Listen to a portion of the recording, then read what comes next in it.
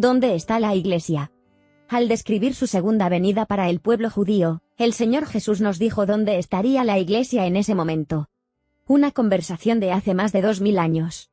Un día estaba el Señor Jesús hablando con 4 de sus discípulos y les dijo que el templo, del que tanto orgullo sentían todos, sería totalmente destruido. El templo siempre fue el foco de la identidad nacional del pueblo hebreo porque significaba la presencia de Dios entre ellos y, por ende, respaldaba la idea de que son el pueblo elegido entre todas las naciones. Por ello, la conversación que sigue tiene a la nación de Israel como foco de preocupación por parte de los discípulos. En ese momento, Israel estaba bajo dominio romano y los religiosos mantenían las prácticas rituales, consiguiendo con ello tener al pueblo sujeto, que era lo que quería Roma.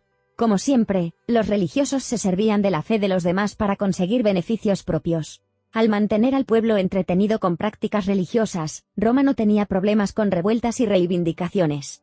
Pero Dios no se manifestaba por medio de esos líderes religiosos y Jesús dejó eso en evidencia. Por eso lo odiaron y lo crucificaron. Seamos precisos con el contexto. En este contexto de conversación, al decir el Señor que el templo sería destruido, los discípulos, todos judíos, le preguntaron 3 cosas y una de ellas fue cómo se daría su segunda venida, al final de los tiempos, inmediatamente después de aquellos días de la gran tribulación. Acordémonos que en ese momento de la conversación, el Señor Jesús aún no había muerto, resucitado ni enviado al Espíritu Santo. Por lo tanto, la Iglesia no existía y ni siquiera era parte del pensamiento o preocupaciones de estos hombres judíos. Sus preguntas reflejaban la constante preocupación judía con la restauración de la nación de Israel.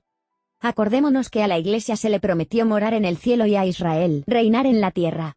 Por eso los judíos siempre preguntan por temas relativos al reinado de Israel. Hablando del día del Señor o segunda venida. Volviendo a la explicación del Señor sobre lo que acontecería al final de la gran tribulación, dice, inmediatamente después de la tribulación de aquellos días, el sol se oscurecerá, y la luna no dará su resplandor, y las estrellas caerán del cielo, y las potencias de los cielos serán conmovidas. Entonces aparecerá la señal del Hijo del Hombre en el cielo, y entonces lamentarán todas las tribus de la tierra, y verán al Hijo del Hombre viniendo sobre las nubes del cielo, con poder y gran gloria. Si comparamos este texto de Mateo 24, 29 y 30 con Joel 2 y Zacarías 14, veremos que se trata de su segunda venida, referida en Hebreos 9, 28, cuando todo ojo lo verá venir a su tierra en gloria. Explicando aún cómo será esa venida, habla de quien le acompaña, además de los ángeles. Dice la palabra, y enviará sus ángeles con gran voz de trompeta, y juntarán a sus escogidos, de los 4 vientos, desde un extremo del cielo hasta el otro. Mateo 24, 31. En Mateo 20 y 16 vemos que los escogidos son los que han oído su llamado. En Romanos 11, Pablo explica que lo que buscaba Israel, no lo ha alcanzado, pero los escogidos sí lo han alcanzado, y los demás fueron endurecidos. No ahondaremos en el detalle de los escogidos porque el foco es otro. En el momento de la segunda venida de Cristo, o el día del Señor, como lo llama la Biblia más a menudo, vienen los escogidos con él. Esos escogidos son la Iglesia, que fue llevada antes de aquellos días, la gran tribulación, a morar en el cielo. Un detalle muchas veces pasado por alto. Esos escogidos están por todo el cielo, desde donde son convocados por los ángeles, a órdenes del Señor Jesús, que se prepara para venir a la tierra al final de los 7 años de gran tribulación. Fijémonos en el lugar exacto donde están esos escogidos. El Señor dice que los ángeles los juntarán desde un extremo del cielo hasta el otro. Esa palabra cielo, en el diccionario Strong es la palabra 3772, y es Ouranos, que se refiere a la morada de Dios. Esto es corroborado por la promesa que hizo el Señor Jesús a la Iglesia de llevarla a la morada del Padre en Juan 14, 2, 3. Por eso Pablo dice en Primera de Tesalonicenses 4:17, que seremos arrebatados y amplía la explicación en Primera de Corintios 15:51-52, diciendo que seremos transformados, tras explicar que la carne y la sangre no pueden heredar el reino de Dios, ni la corrupción hereda la incorrupción.